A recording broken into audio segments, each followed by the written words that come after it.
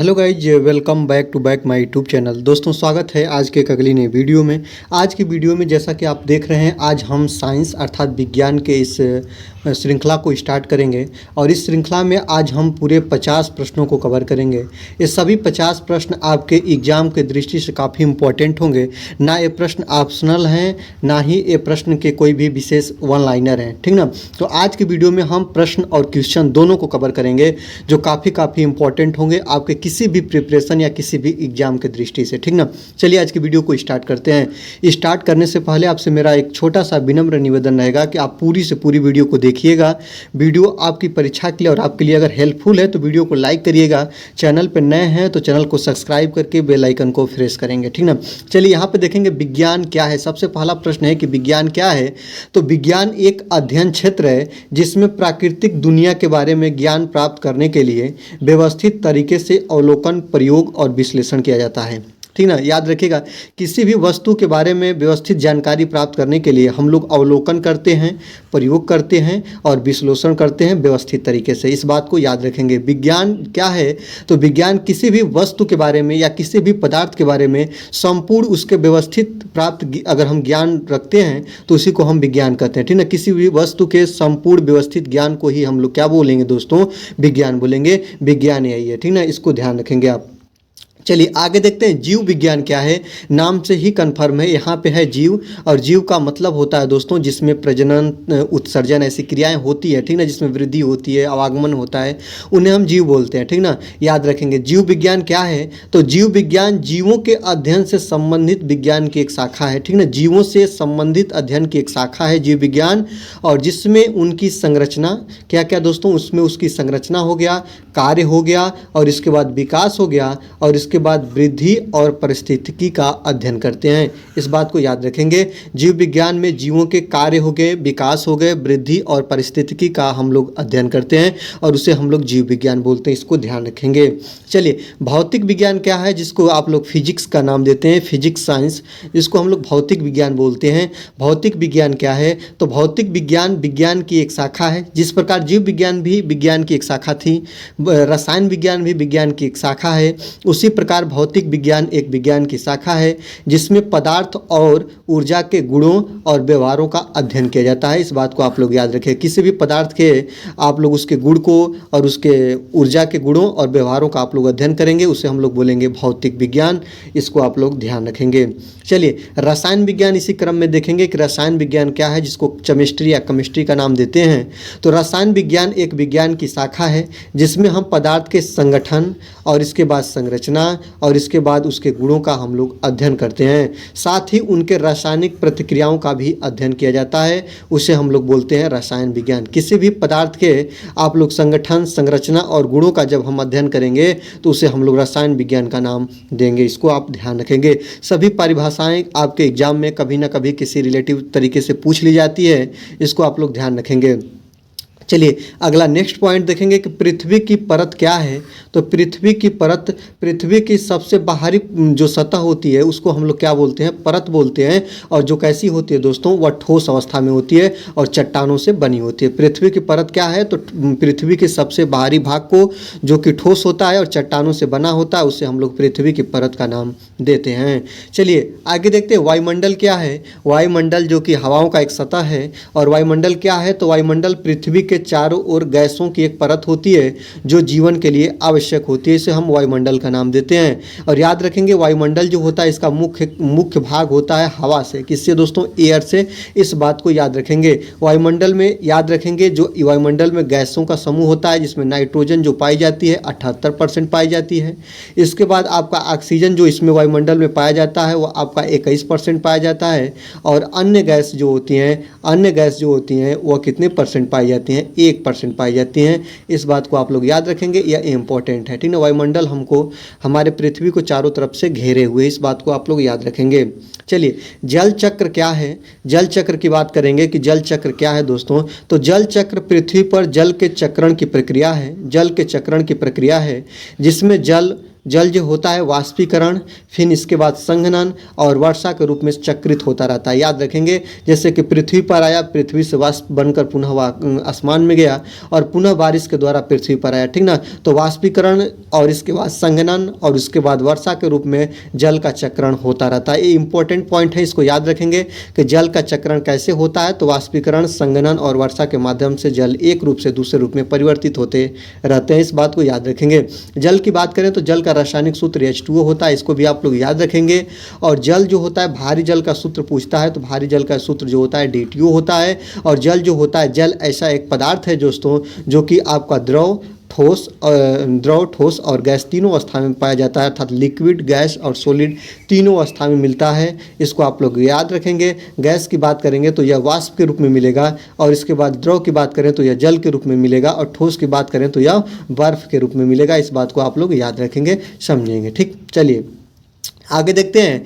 8 number की point की बात करेंगे, पौधे की वृद्धि कैसे होती है। तो पौधों में जो वृद्धि होती है वह प्रकाश संश्लेषण और जल और पोषक तत्वों के अवशोषण और हार्मोनल नियंत्रण के माध्यम से होता है। इस बात को याद रखिएगा, पौधे वृद्धि करते हैं, याद रखेंगे, इनको आपको पता है। पौधे जो होते हैं वह सूर्य के प्रकाश की उपस्थिति में भोजन बनाने का काम करते हैं, जिस प्रक्रिया को प्रकाश संश्लेषण कहते हैं। प्रकाश संश्लेषण क्या होता है, तो सूर्य के प्रकाश के किरणें में भोजन बनाने की यह प्रक्रिया पौधों द्वारा प्रकाश संश्लेषण की प्रक्रिया कहलाती है। इस बात को आप लोग याद रखेंगे, ठीक ना। तो पौधों की वृद्धि कैसे होती है, तो प्रकाश संश्लेषण के माध्यम से, जल और पोषक तत्वों के अवशोषण और हार्मोनल नियंत्रण के माध्यम से पौधों में वृद्धि होती है। इस बात को आप लोग याद रखेंगे। जीवों की उत्पत्ति कैसे होती है, याद रखेंगे, जीवों की उत्पत्ति होती है दोस्तों। जीवों की उत्पत्ति के बारे में विभिन्न सिद्धांत हैं, जिनमें रासायनिक विकास और जैविक विकास शामिल है। इस बात को याद रखेंगे। लेकिन जीवों की उत्पत्ति का बात तो यह लंबी एक प्रक्रिया होती है, लेकिन एक बात आपको बता दें दोस्तों, जीवों का जो एक प्रकार का अपने पीढ़ियों को आगे बढ़ाने की प्रक्रिया है, जिसको हम लोग बोलते हैं प्रजनन। प्रजनन एक ऐसी प्रक्रिया है जिसमें जीव अपने जैसे जीव पैदा करने की क्षमता रखता है, उत्पन्न करने की क्षमता रखता है। यह प्रक्रिया प्रजनन कहलाती है। आगे देखते हैं, ऊर्जा क्या है। किसी भी वस्तु में कार्य करने की जो क्षमता होती है उसे हम लोग ऊर्जा बोलते हैं, ठीक ना। ऊर्जा का मात्रक जूल, कैलोरी और किलो कैलोरी, ये सब ऊर्जा के मात्रक होते हैं। इस बात को याद रखेंगे। तो ऊर्जा क्या है, ऊर्जा कार्य करने की क्षमता है जो विभिन्न रूपों में आती है, जैसे कि गतिज ऊर्जा हो गया, स्थितिज ऊर्जा हो गया, और तापीय ऊर्जा हो गया, विद्युत ऊर्जा हो गया। सब ऊर्जा के रूप होते हैं। ऊर्जा कभी खत्म नहीं होती है। ऊर्जा एक रूप से दूसरे रूप में क्या होती रहती है, परिवर्तित या रूपांतरित होती रहती है। इस बात को आप लोग ध्यान रखेंगे। चलिए आगे देखते हैं, ऊर्जा के सीन क्या क्या हैं, ठीक ना। मतलब ऊर्जा कैसे उत्पत्ति होती है, ऊर्जा कहाँ से इसका निगमन होता है। तो ऊर्जा के स्रोत वे साधन हैं, ठीक ना, जिनसे ऊर्जा प्राप्त की जाती है, जैसे कि जीवाश्म ईंधन। जीवाश्म ईंधन से ऊर्जा प्राप्त होती है। नवीकरणीय ऊर्जा स्रोत और परमाणु ऊर्जा, ये सभी ऊर्जा के सीन हैं या ऊर्जा के स्रोत हैं, ठीक ना। आपको पता है दोस्तों, नवीकरणीय, अनवीकरणीय, क्षय ऊर्जा, अक्षय ऊर्जा, ठीक ना, जीवाश्म ईंधन हो गए, ठीक ना। और ऊर्जा पर, पृथ्वी पर तमाम ऊर्जाएं हैं, ठीक ना, जो एक रूप से दूसरे रूप में परिवर्तित होती है। ऊर्जा कभी नष्ट या खत्म नहीं होती है, केवल एक रूप से दूसरे रूप में परिवर्तन इसका होता रहता है, ठीक ना। विद्युत ऊर्जा से यांत्रिक ऊर्जा, ध्वनि ऊर्जा से यांत्रिक ऊर्जा, यांत्रिक ऊर्जा से ध्वनि ऊर्जा, प्रकाश ऊर्जा से रासायनिक ऊर्जा, ये सभी ऊर्जा का रूपांतरण इसी माध्यम से होता है, ठीक है। इस बात को याद रखेंगे। जीवाश्म क्या है, काफ़ी इंपॉर्टेंट है, और काफ़ी बार चीज़ें हमको मिला है कि जीवाश्म क्या है या जीवाश्म ईंधन क्या है, ऐसे याद रखिए। तो जीवाश्म प्राचीन जीवों के अवशेष या निशान हैं जो चट्टानों में संरक्षित होते हैं। इस बात को याद रखेंगे, इस बात को ध्यान रखेंगे, ये जीवाश्म कहलाते हैं, ठीक। आगे देखते हैं, विकास क्या है, डेवलपमेंट क्या है। विकास एक प्रक्रिया है जिसमें जीव समय के साथ साथ परिवर्तित होते रहते हैं और अनुकूलन करते हैं, ठीक ना। तो किसी भी जीव में अपने विकसित होने की प्रक्रिया ही विकास कहलाती है, या अपने में विकास करने की कोई भी प्रवृत्ति जब किसी व्यक्ति के अंतर्गत आ जाती है तो हम लोग बोलते हैं कि वह व्यक्ति विकास कर गया। इस बात को याद रखेंगे। प्राकृतिक चयन क्या है, ठीक ना। तो प्राकृतिक चयन एक प्रक्रिया है जिसमें जीव जो अपने पर्यावरण के लिए सबसे अधिक अनुकूल होते हैं, उनके जीवित रहने और प्रजनन करने की संभावना अधिक होती है, यही प्राकृतिक चयन कहलाता है। प्राकृतिक चयन का मतलब होता है कोई भी जीव जिस वातावरण में अपने आप को सबसे ज़्यादा संरक्षित मानता है, वही, और वहाँ पे वह प्रजनन जैसी क्रियाओं को करने में अनुकूल माना जाता है, वही प्राकृतिक चयन कहलाता है। इस बात को आप लोग ध्यान रखेंगे। चलिए आगे देखते हैं। काफ़ी इंपॉर्टेंट एक पॉइंट है आनुवंशिकी या आनुवंशिकता, ठीक ना। तो आनुवंशिकी जीवों में वंशानुगत लक्षणों के अध्ययन से संबंधित विज्ञान की एक शाखा है। और आनुवंशिकता या आनुवंशिकी के यही पढ़ा जाता है जो प्रजनन का एक भाग होता है। और आनुवंशिकता जो होता है वो एक पीढ़ी से दूसरे पीढ़ी में परिवर्तित होती है। और आनुवंशिकता के माध्यम से पिता से पुत्र में, पुत्र से उसके पुत्र में, ऐसे जो गुण होते हैं या लक्षण होते हैं वह परिवर्तित होते रहते हैं, जिसको हम लोग जीन का नाम देते हैं। इस बात को याद रखेंगे।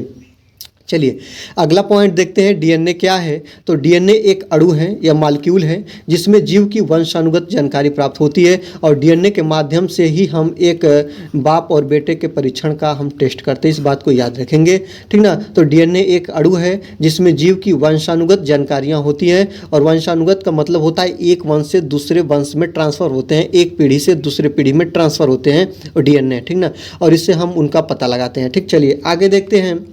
कोशिका क्या है, जिसको आप लोग सेल बोलते हैं, कोशिका टिश्यू, ठीक है ना। कोशिका जीवन की मूलभूत इकाई है जो जीवों के शरीर में पाई जाती है। अर्थात जीवों की जो शरीर का निर्माण होता है प्यारे, वह कोशिका के माध्यम से होता है। इस पॉइंट को भी आप लोग याद रखेंगे। चलिए ठीक है, आगे चलते हैं। 18 नंबर पॉइंट देखते हैं, जीवों की विविधता क्या है, ठीक ना। विविधता, जीवों की विविधता, पृथ्वी पर पाए जाने वाले विभिन्न प्रकार के जीवों की विविधता है। याद रखेंगे, विविधता का मतलब ये होता है कि जो जैसे कि जीवन जो जितने भी जीव हैं जो पृथ्वी पर पाए जाते हैं, प्रत्येक जीवों में अपनी अलग अलग प्रकार की विभिन्नताएं होती हैं या अलग अलग प्रकार के उनमें कोई ना कोई रूप होते हैं या रेखा होते हैं, ठीक है। तो ये जीवों की विविधता होती है। इसी विविधता के आधार पर या विभिन्नता के आधार पर हम जीवों को अलग अलग भागों में क्या करते हैं दोस्तों, डिवाइड करते हैं, या इसको हम लोग कहते हैं बांटना, ठीक ना। उसको हम लोग क्या करते हैं, बांटना कहते हैं, इसको हम लोग बांटते हैं। इस बात को आप लोग याद रखेंगे।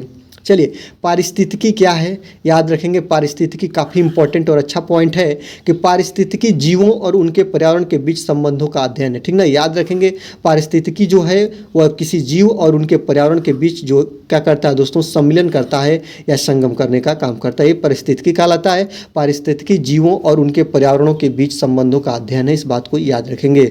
चलिए जलवायु परिवर्तन क्या है। जलवायु परिवर्तन पृथ्वी की जलवायु में परिवर्तन है जो प्राकृतिक और मानव जनित कारकों के कारण होती है। इसको याद रखेंगे। जलवायु परिवर्तन जो है वह पृथ्वी की जलवायु में परिवर्तन है जो प्राकृतिक और मानव जनित कारकों से प्रभावित होती है। इस बात को याद रखेंगे। जलवायुयाँ बहुत होती हैं और मुख्य रूप से ठंडा, जिसको बोलते हैं ठंडा, गर्मी और बरसात, 3 रूप की मुख्य जलवायुयाँ हैं और इस समय समय पर बदलती रहती है, ठीक है। इस बात को याद रखेंगे।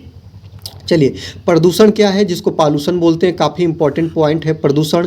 प्रदूषण पर्यावरण में हानिकारक पदार्थों का प्रवेश है, ठीक ना। पर्यावरण में हानिकारक पदार्थों का प्रवेश है जो जीवों और पारिस्थितिकी तंत्र को नुकसान पहुंचा सकता है। इसको हम प्रदूषण करते हैं। प्रदूषण के कई प्रकार होते हैं। अगर जल में प्रदूषण हो तो उसे हम जल प्रदूषण का संज्ञा देते हैं।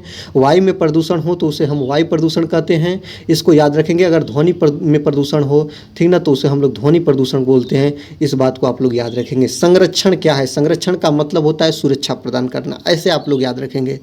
तो संरक्षण प्राकृतिक संसाधनों और पारिस्थितिकी तंत्रों की रक्षा और प्रबंधन की प्रक्रिया होती है। मैंने अभी आपको बताया कि संरक्षण का मतलब होता है सुरक्षा प्रदान करना। इस बात को याद रखेंगे। तो प्राकृतिक संसाधनों और पारिस्थितिकी तंत्रों की सुरक्षा या सहायता या उसको प्रबंधित करना या प्रबंधन की प्रक्रिया करना ही संरक्षण कहलाता है। इस बात को याद रखेंगे।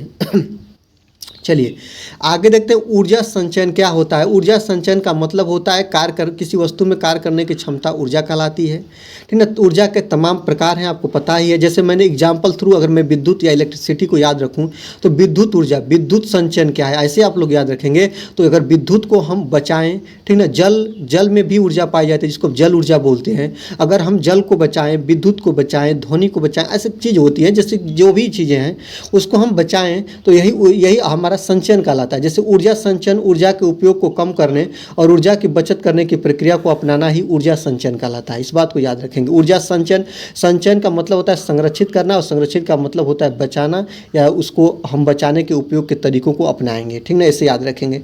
जैसे कि आवश्यकता नहीं है तो हम लाइट को नहीं ऑन करेंगे, आवश्यकता नहीं है तो हम फैन को ऑन नहीं करेंगे। ये सभी ऊर्जा संचयन के तमाम उदाहरण हैं, ठीक है। चलिए आगे देखते हैं जीवों के वर्गीकरण क्या हैं। तो जीवों के वर्गीकरण में जीवों को उनके लक्षणों और विशेषताओं के आधार पर विभिन्न भागों में बांटना ही वर्गीकरण कहलाता है। अर्थात कोई भी किसी भी जाति या समूह का कोई भी जीव है तो उसको हम बांट दें। जैसे हाथी है तो वह हाथी है, उसको अलग जगह पे बांटना, कुत्तों का समूह है अलग बांटना, गायों का समूह है अलग बांटना। जैसे ऐसे कह दे कि पालतू जानवर को अलग बांटिए और हिंसक जानवरों को अलग बांटिए। तो पालतू जानवर में जैसे कि मान लीजिए आपका कुत्ता हो गया, गाय भैंस हो गई, इसको आप अलग बांटेंगे। जैसे कुछ हिंसक जानवर हो गए, जैसे शेर हो गया, तेंदुआ हो गया, चीता हो गया, गैंडा हो गया, यह सभी आपके जंगली जानवर हैं, इसको हम अलग बांटेंगे। जीवों के वर्गीकरण क्या है? तो जीवों को उनके वर्गों के आधार पर विभाजित या अन्य अन्य भागों में बांटना ही जीवों का वर्गीकरण कहलाता है। ठीक ना। चलिए आगे देखते हैं पौधे के भाग क्या क्या होते हैं। काफ़ी इंपॉर्टेंट पॉइंट है कि पौधे के भाग में जड़ होता है, तना होता है, पत्तियां होती है, फूल होता है और फल होता है। इसको याद रखेंगे। ठीक ना। तो जड़, तना, पत्तियां, फूल और फल ये पौधे के जो होते हैं दोस्तों मुख्य 5 भाग होते हैं। इसको याद रखेंगे, याद कर लेंगे, इसको सेट कर लेंगे। ठीक है। चलिए आगे देखते हैं जंतुओं के वर्गीकरण क्या है। जंतुओं के वर्गीकरण में उन्हें विभिन्न समूहों में रखा जाता है, जैसे कि कशेरुकी और अकशेरुकी, और आगे चलकर वे वर्ग, गण, कुल, प्रजाति और जाति में वर्गीकृत किए जाते हैं। अभी आपको मैंने इसके बारे में चर्चा किया है। मानव शरीर के अंग क्या क्या हैं इसको भी देखते हैं। काफ़ी सरल प्रश्न है जो कि आपके लिए काफ़ी इंपॉर्टेंट हैं। इतनी जानकारियाँ आपके लिए आवश्यक होनी चाहिए और ऐसे ही प्रश्नों की श्रृंखला आपके लिए मैं लाऊंगा। वीडियो को लाइक कर लीजिए केवल टू केवल, क्योंकि एक वीडियो का लाइक अगले वीडियो बनाने के लिए मुझे मोटिवेट करता है। तो मानव शरीर के मुख्य अंग क्या हैं? मानव शरीर के मुख्य अंग सिर हो गया, गर्दन हो गया, धड़ हो गया, हाथ, पैर। इनमें विभिन्न प्रणालियाँ होती हैं जो शरीर के कार्यों को संचालित करती हैं। पाचन तंत्र क्या है? याद रखेंगे पाचन तंत्र एक प्रणाली है जिसको लीवर बोलते हैं, जो भोजन को पचाने और शरीर के लिए आवश्यक पोषक तत्वों को अवशोषित करने में मदद करता है। पाचन तंत्र भोजन को पचाने की यह एक प्रक्रिया है या एक तंत्र है या एक श्रृंखला। इसको याद रखेंगे। इसमें भोजन का पाचन होता है और पाचन के फलस्वरूप शरीर को क्या मिलते हैं दोस्तों? ऊर्जा मिलती है। इस बात को याद रखेंगे। ठीक ना। चलिए श्वसन तंत्र क्या है? पाचन तंत्र आपने देखा, आप श्वसन तंत्र देख लें। श्वसन का मतलब होता है सांस से। ठीक ना, सांस से। श्वसन का मतलब किससे होता है दोस्तों? सांस से होता है। सांस लेना, जो कि आप लोग ऑक्सीजन लेते हो और CO2 आप O2 आप ग्रहण करते हो, CO2 आप लोग क्या करते हो दोस्तों? मुक्त करते हो। इस बात को आप लोग पता है। ठीक ना। तो श्वसन तंत्र क्या है? श्वसन तंत्र एक प्रणाली है जो ऑक्सीजन को शरीर में पहुंचाने और कार्बन डाइऑक्साइड को बाहर निकालने में हमें मदद करती है। इतना आप इसके बारे में जानकारी रखिए। ठीक ना। रक्त परिसंचरण तंत्र क्या है? तो रक्त का मतलब होता है ब्लड, जिसको आप लोग खून बोलते हैं, और परिसंचरण का मतलब होता है शरीर में चारों तरफ संचित करना। ठीक ना, प्रवाहित करना एक अंग से दूसरे अंग, चाहे लीवर, किडनी, फेफड़ा जैसे शरीर के अंग अन्य भागों में पहुंचाना। ठीक ना। तो रक्त परिसंचरण तंत्र क्या है? तो रक्त परिसंचरण तंत्र एक प्रणाली है जो रक्त को शरीर के विभिन्न भागों में पहुंचाने, ऑक्सीजन और पोषक तत्वों को वितरित करने में मदद करता है। इस बात को याद रखेंगे। इंपॉर्टेंट पॉइंट मैं बता दूं, जो ब्लड होता है ना दोस्तों, वह ऑक्सीजन जो होता है वह ब्लड को एक स्थान से दूसरे स्थान पर ले जाता है। इस बात को भी याद रखेंगे। ब्लड के पूरे टाइप 4 होते हैं। इस बात को याद रखेंगे। ए ग्रुप होता है, बी ग्रुप होता है, AB ग्रुप होता है और O ग्रुप होता है। ठीक ना। O ग्रुप सर्वदाता होता है, AB ग्रुप सर्वग्राही होता है। इसको भी आप लोग याद रखेंगे। अर्थात सबसे ब्लड ले सकता है, सबसे खून ले सकता है AB ग्रुप, और सबको ब्लड दे सकता है O ग्रुप। ऐसे आप लोग याद रखेंगे। तंत्रिका तंत्र क्या है? तो तंत्रिका तंत्र एक प्रणाली है जो शरीर के विभिन्न भागों के बीच संकेतों को भोजन और प्राप्त करने में मदद करती है। इस बात को याद रखेंगे। सबसे इंपॉर्टेंट पॉइंट है प्रजनन तंत्र। काफ़ी बार मैंने इसको पढ़ा है अपने लाइफ में। काफ़ी इंपॉर्टेंट एक प्रश्न है कि प्रजनन तंत्र क्या होता है। तो प्रजनन तंत्र एक प्रणाली है जो जीवों को प्रजनन में मदद करती है और नए जीव को उत्पन्न करने की महत्वपूर्ण भूमिका निभाती है, और यह पुरुष और महिला प्रजनन प्रणालियों के बीच परस्पर क्रिया के माध्यम से होता है। अर्थात कोई भी जीव अपने जैसा जीव पैदा करने की जब क्षमता रखता है तो उसे हम प्रजनन करने की क्षमता या प्रजनन बोलते हैं। इस बात को याद रखेंगे। ठीक है, यही प्रजनन होता है। और इसमें जो होता है दोस्तों, प्रजनन में पुरुष और महिला अर्थात नर और मादा, मेल एंड फीमेल का होना बहुत अति आवश्यक होता है। ठीक ना। चलिए आगे देखते हैं 33 नंबर क्वेश्चन को बात करेंगे। 33 नंबर क्वेश्चन है कि पौधों में प्रजनन कैसे होता है। ठीक ना। तो पौधों में प्रजनन बीजों के माध्यम से होता है, कलियों के माध्यम से होता है, या अन्य प्रजनन संरचनाओं के माध्यम से होता है जो नए पौधों को विभिन्न नए पौधों को उत्पन्न करने में मदद करते हैं, ठीक ना। जैसे कलम के माध्यम से भी प्रजनन हो जाता है पौधों में, ठीक ना। और इसके बाद बीजों के माध्यम से हो जाता है प्रजनन उनमें, आप लोगों को इस सब चीज़ों को पता है, ठीक ना। फलों के माध्यम से हो जाता है उनमें प्रजनन, इस बात को आप लोग याद रखेंगे, ठीक। चलिए, जंतुओं में प्रजनन कैसे होता है? तो जंतुओं में प्रजनन यौन प्रजनन के माध्यम से होता है, जिसमें नर और मादा के बीच संभोग होता है और निषेचन के बाद गर्भ में नए जीव का विकास होता है। इसको याद रखेंगे, यह जंतुओं में प्रजनन की प्रक्रिया है। और आप 33 नंबर पॉइंट देखेंगे तो यह पौधों में प्रजनन की प्रक्रिया है। और प्रजनन यही होता है कि अपने जैसा जीव पैदा करना या अपने जैसा पैदा करना ही प्रजनन की प्रक्रिया कहलाती है या प्रजनन का गुण कहलाता है, ठीक ना।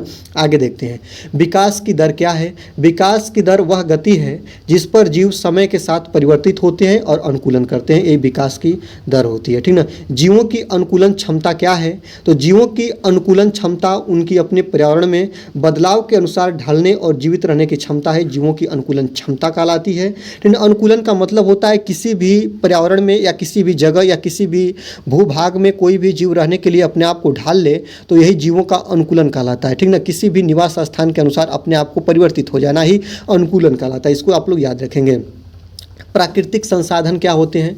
ठीक ना। प्राकृतिक संसाधन वे संसाधन हैं जो प्राकृतिक रूप से उपलब्ध होते हैं और मानव जीवन और गतिविधियों के लिए आवश्यक होते हैं। जैसे कि प्राकृतिक संसाधन की एग्जाम्पल हो गया जल हो गया, मिट्टी हो गया, वनस्पति हो गया और खनिज हो गया, ठीक ना। आपको बता दूं दोस्तों, जो प्राकृतिक संसाधन है इसमें गिफ्ट आप गॉड कहते हैं, अर्थात भगवान द्वारा दिया गया उपहार, ठीक ना। जो हम ना बनाए हों, इसको भगवान के द्वारा हमें गिफ्ट के रूप में या मुक्त रूप में या फ्री रूप में प्राप्त है, उसे हम प्राकृतिक संसाधन बोलते हैं, इस बात को याद रखेंगे। ऊर्जा के नवीकरणीय स्रोत क्या हैं? ऊर्जा के दो स्रोत माने गए हैं, नवीकरणीय और अनवीकरणीय, ठीक ना। ऊर्जा को पुनः उत्पन्न करने के आधार पर एक स्रोत बनाया गया और ऊर्जा को खत्म होने के बाद उन्हें न उत्पन्न होने के आधार पर एक स्रोत बनाया गया। ये ऊर्जा के दो स्रोत हैं, ठीक ना। तो ऊर्जा के नवीकरणीय स्रोत वे स्रोत हैं जो प्राकृतिक रूप से पुनः पूर्ति हो सकते हैं, जिनका उपयोग ऊर्जा उत्पादन के लिए किया जा सकता है, जैसे कि सौर ऊर्जा, पवन ऊर्जा और जल विद्युत ऊर्जा, ठीक ना। आपको पता है कि सौर ऊर्जा हो गया जो आधुनिक जीवन में काफ़ी इसका उपयोग है। सौर ऊर्जा का मतलब है कि जब ऊर्जा खत्म हो जाती है तो पुनः इसको हम ऊर्जा के रूप में परिवर्तित कर सकते हैं। पवन ऊर्जा का मतलब हवा के माध्यम से ऊर्जा मिलती है, पुनः इसको हम परिवर्तित कर सकते हैं। और जल विद्युत ऊर्जा मतलब यह जल से हमें विद्युत मिलती है, इसको हम खत्म हो जाने के बाद पुनः हम ऊपर इसे हम यूज में ला सकते हैं या इसका हम पूरा उत्पादन कर सकते हैं। तो ऊर्जा के नवीकरणीय नाम से ही क्लियर कर लीजिए। नवीकरणीय मतलब उसको खत्म हो जाने के बाद इसको हम पुनः नया कर सके, नए रूप में परिवर्तित कर सके, यह नवीकरणीय ऊर्जा स्रोत कहलाता है, इस बात को याद रखेंगे, ठीक है।